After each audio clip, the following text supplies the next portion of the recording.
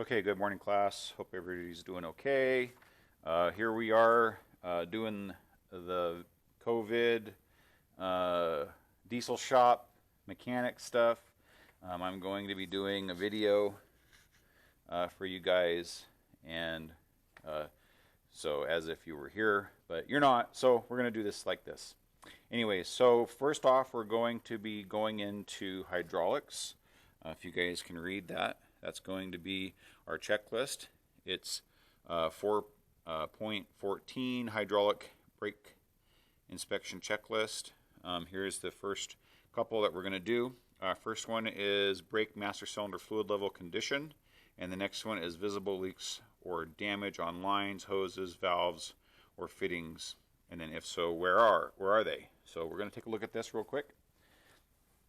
And first off, you're going to see that the brake master cylinder is right here. This is the reservoir. The master cylinder is attached, if I can get under there, is attached to the bottom of the reservoir. So these two are attached together right there. And this is the brake booster. So the brake booster is behind it, this big black round thing, and it's got a vacuum line that comes out of it right here. And this vacuum line goes to the engine, right into there to get to the vacuum into the intake manifold. And what this does is this booster helps to apply pressure when you hit the brake pedal.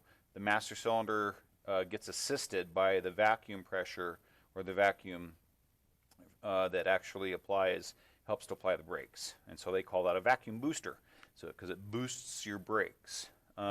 First thing we're going to do is check our fluid level and condition. And so we can check it over here on the side. Usually there's a full level and a minimum and maximum. And it looks like it's at maximum right here on this side. You guys can see that. But if you look inside here, the fluid level's at the top, but it is looking a little bit brown.